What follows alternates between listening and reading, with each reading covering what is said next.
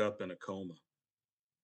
Waking up in a coma is never pleasant because it becomes impossible to unpackage your bags. In particular, your baggage.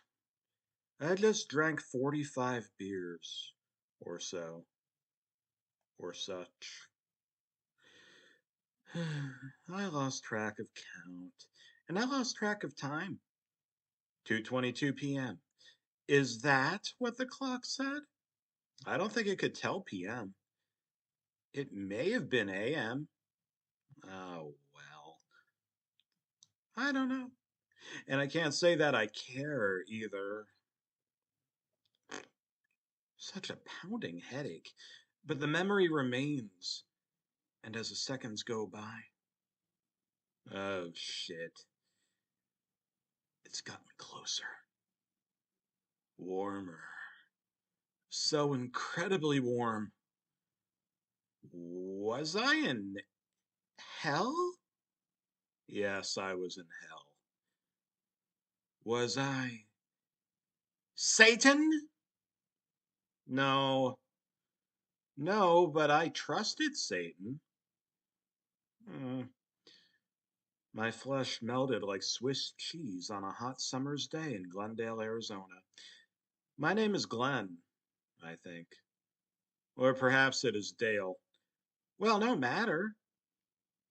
Whoever I am who I am, and that's all that I am. I took another swig of the green-hued carbonated sugar water bottle that had been packed in my fanny pack, along with some scrunched up peanut butter and jelly sandwiches with the inside spreads oozing out onto the zipper. Good luck getting that sticky thing closed back up tightly like a squirrel's pussy. Sticky fingers. Fuck, I was a furry, wasn't I? No. No, but I remember ducks. Was I in hot water? Oh, and a tiger. Tiger team. Was I a member of a tiger team? I remember my arms being burnt to the crisp like an ashen stick figure. Though I guess all stick figures look that way. I took another swig of the bottle and waved my arms around in the air like a newborn baby freshly escaped from its mama's fleshy, bloody. Yeah, well, let's just call it a prison. I have no desire to continue with that metaphor. I swim and I swim and I swim somewhere. I took a breath somehow, although I have a deep suspicion that I am truly underwater and I have cat-like reflexes, including an aversion for liquids that are not in small doses that I can readily lap up with my tongue, such as codeine. Purple drink. Suddenly, out on the horizon, beneath the underwater hills, algae, jellyfish, and tiny little tiki statues of forgotten game show hosts.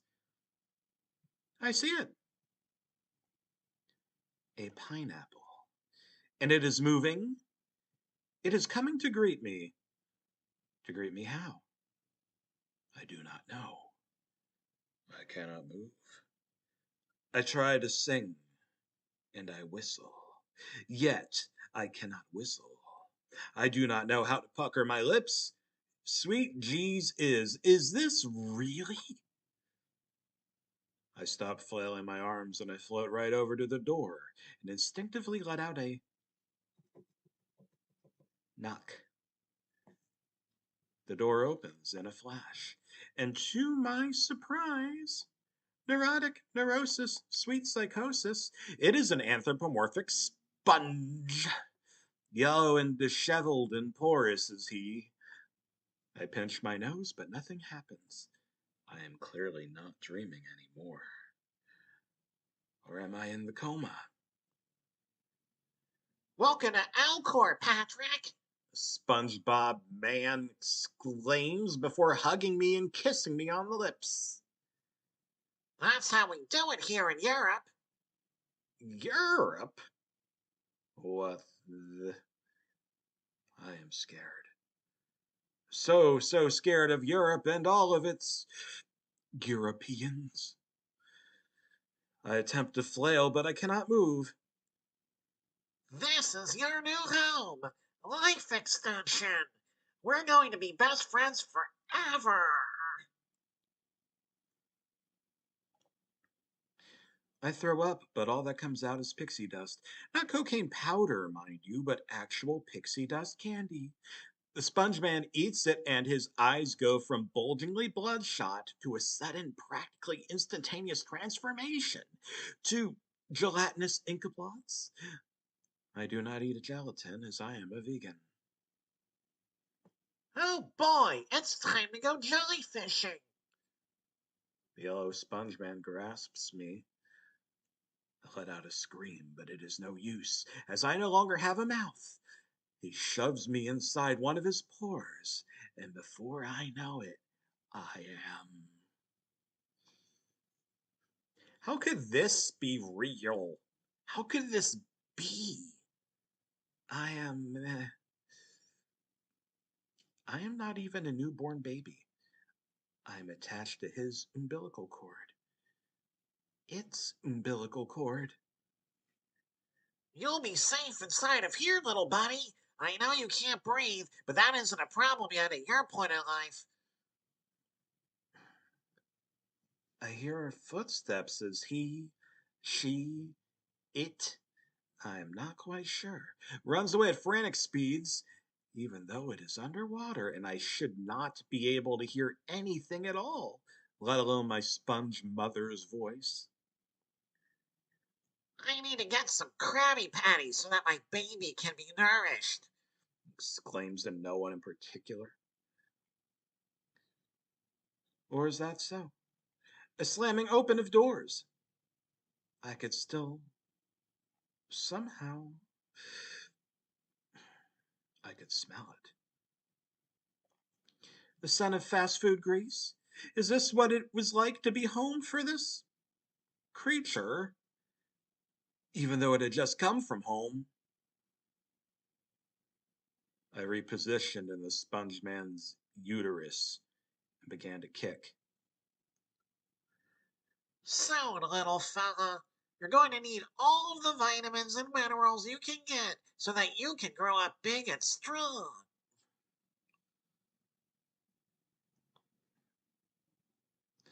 I woke up in a sweat. It was all just a dream. My test of whether it was a dream had failed because it was a dream within a dream. I am strapped down with the leather straps around my ankles and elbows on a table.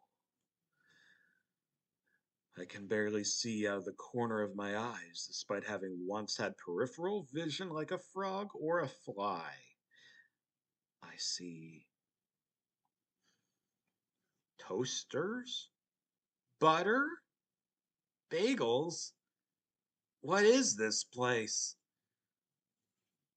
I do not smell grease anymore, but freshly baked bread. How many psycho nightmares can one man yield? I took another drink somehow. I had no bottle. I had no grasp on anything due to being detained by the straps.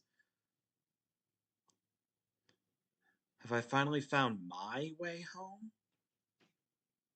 I had no idea why I just asked that just then. Doors slam open, but these weren't the same as the ones from before. Or perhaps they were, in a metaphorical sensibility. This is the way we make me money.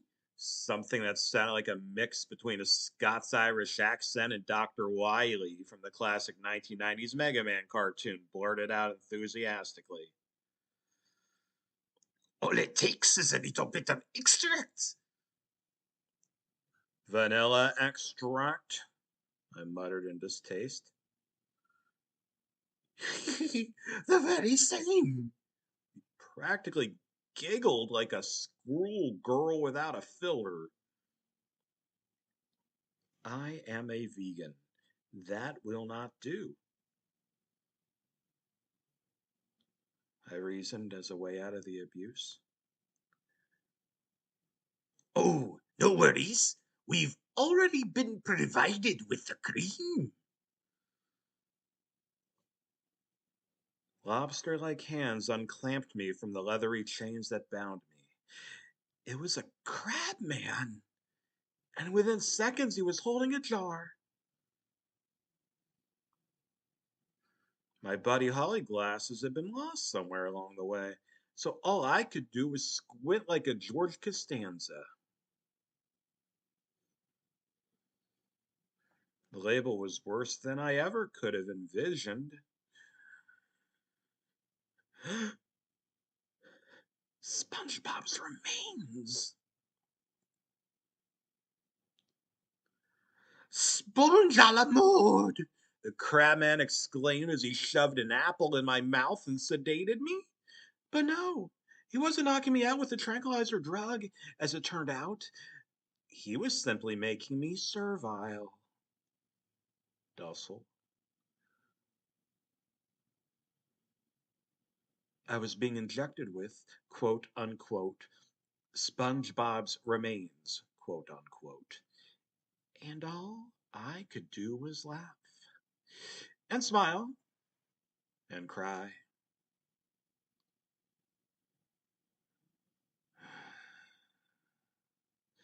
Tears of joy.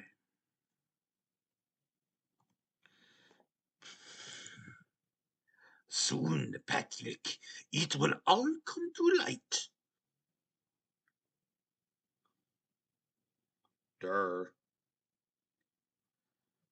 I barked back in my classic monotone.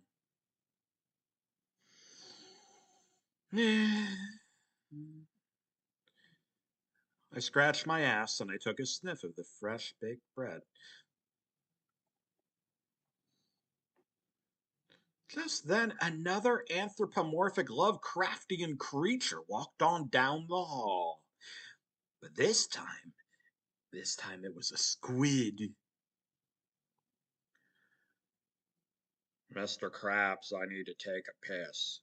It stated in an even more monotonous monotone than I ever monopolized. Right this way, me boyo, so-called Mr. Krabs proffered. Ah, but the squid man squinted, as if he was my long-lost brother, between the boring voice and the squinting. He squinted harder, and then he squinted some more, harder and harder. That's not a bathroom. That's a... Uh.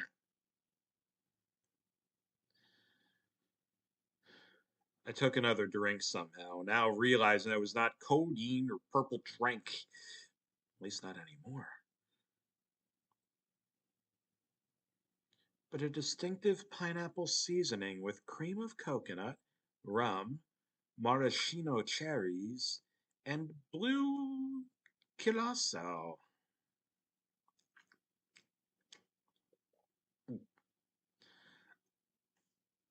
Al newest star.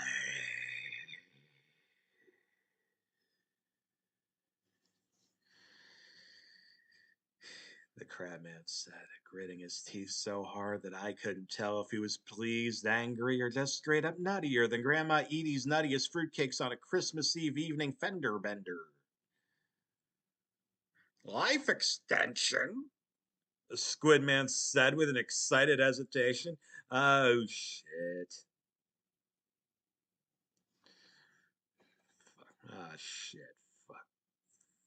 Fuck. Ah, shit. Fuck. Fuck. Fuck me.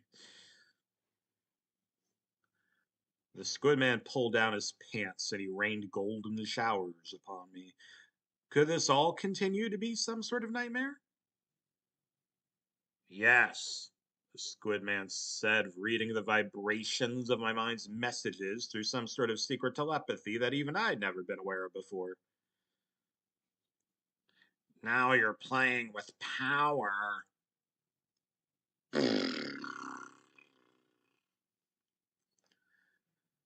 I wasn't sure what that meant. I wasn't sure what that meant at all. But now it's time to wake up. He snapped his fingers, which made no sense given that he had tentacles and not fingers, but somehow he managed to do it anyway. Hmm, I could tell by the sound. I woke up in a freezer behind a counter.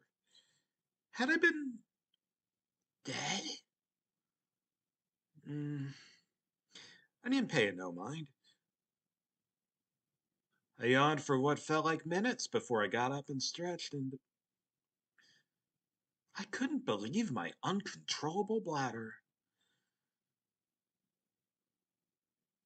I sat down and filled up the ice box with what must have been gallons of pineapple scented urine before I. Mm, well, I would have zipped my pants back up, but I was naked. Also, I was a girl. I checked a plaque to the side of the vat and finally noticed the real truth. Patient number 576. Name Sammy Samantha Ducklight. Birth of procedure August 2nd, 2014. Previous residency Glendale, Arizona. Cause of death tiger bites.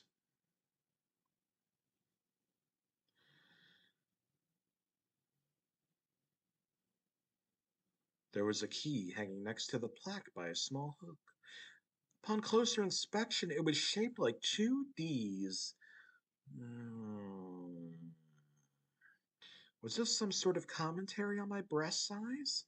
I did have rather large breasts. Hmm.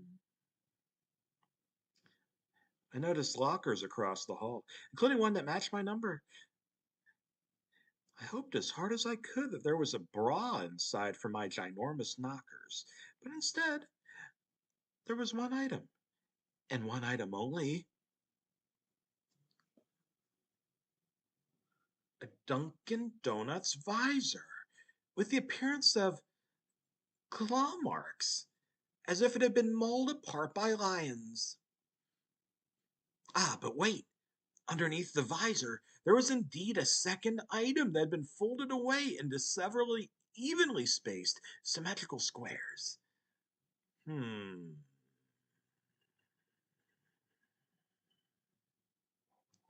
It was a note.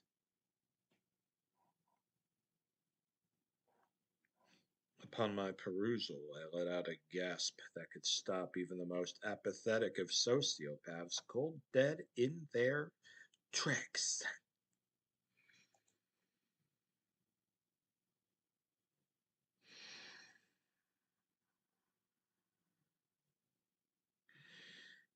I was centuries late for work.